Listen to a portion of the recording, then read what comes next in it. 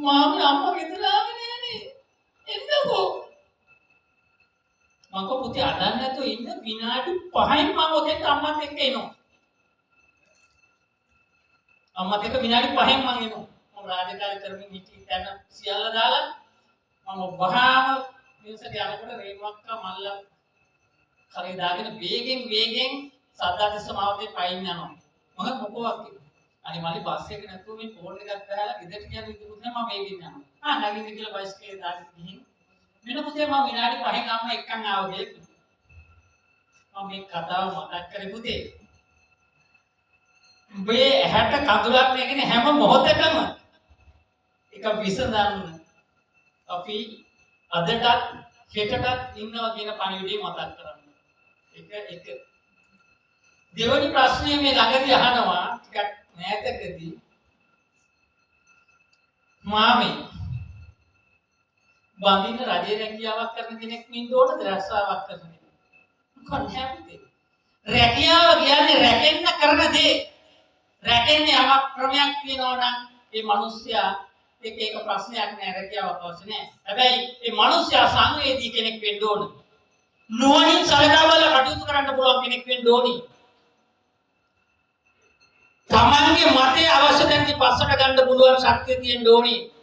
අනිත් එක හරි දේ හරි විදියට ක්‍රියාත්මක කරන්න ශක්තිය තියෙන මිනිස්සෙක් වෙන්න ඕනි. ওই කර්ම හතර තියෙනවා නම් රැකියාව අදාළ නෑ පුතේ. මම දැනගෙන හිටියේ නෑ එතකොට මේ සම්බන්ධ මම හිතාගෙන හිටියේ දැන් මට පැහැදිලි මේ ප්‍රශ්නෙට ප්‍රවේශ වෙන්න යම් කිසි උපදේශයක් ගත්තා කියන එක. ඒ කියන්නේ මොනවා හරි ජීවිතයේ සුවිශේෂී දෙයකට තීරණයක් ගන්නකොට උපදේශයක් ගන්න විදි තියෙනවා. ඒ හැම විදියකින්ම ඔබ සමර්ථ වුණා දුවේ. සාමාන්‍යයෙන් රස කිරිත එකක් හදනකොට සීනි හොඳටම දිය වෙන්න ඕනේ. පිටි කැටි ගහේ නැතුව දිය වෙන්න ඕනේ. කාට හොඳට තැම්බෙන්න ඕනේ. පෞල් ජීවිතයක් ආරම්භ කරනකොට ඔබේ අනන්‍යතාවයක් පුතාගේ අනන්‍යතාවයක් විනාශ වෙලා පෞල් කියන අනන්‍යතාවයක් ගොඩනගෙන්න ඕනේ.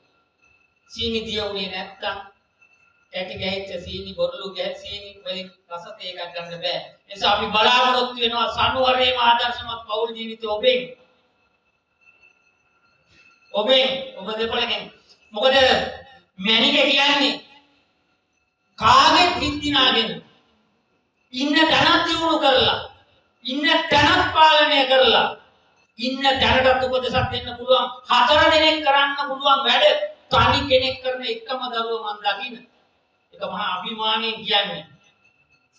ඒ නිසා ආදරණීය පුතේ ඔබ හරි වාසනාවන්තයි කියන එක තමයි මට නැවතත් කියන්න තියෙන්නේ.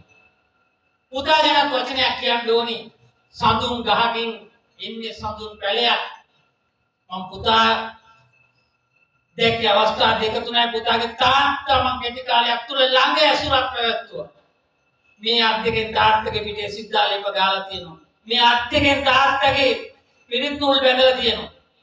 මේ අත් දෙකෙන් තාත්තට බඩපදයක් අස්සන්න ක්‍රම හදලා තියෙනවා. ඉස්පිරිතාලේදී දවසක් ගියා. නැති වුණු අවස්ථාවෙත් මට මම කිව්වා මේ විවාහය වුණත් නැතත් මම ඒ ගුණගරුක මනුස්සයට ගරු කරනවා කියලා මම උද්ද හදාගෙන දෙන්න ගියා. පොතේ සඳුන් ගහගෙන සඳුන් පැලයක් එන නිසා මැනික දුවේ වත් වාසනාවන්තයි. ඒ වගේ ගුණගරුක දරුවෙක් මේ අවස්ථාවේ මේ ලස්සන විවාහ අවස්ථාව නිර්මාණය කරගන්න සම්බන්ධ වීම ගැන. ඒ නිසා මේ කාරණා කෙටියෙන් වේගෙන් සිහිපත් කරේ. මම හිතන්නේ මීට වැඩි අවවාද අනුශාසන අවශ්‍ය නැහැ අපේ දුවට මේ අපේ පුතාට. ආයුරස්තු බලරස්තු නිර්ව්‍යාධිරස්තු ප්‍රියදර්ශන මස්තු ආයුෂ වැඩි වේවා බලය වැඩි වේවා නිරෝගීකම වැඩි වේවා. උස්සන්නයි පුතේ සාර්ථක පෞල් ජීවිතයක් ගත කරන්න ඔබ දෙපළට ශක්තිය වාසනාව ලැබේවා. ඊට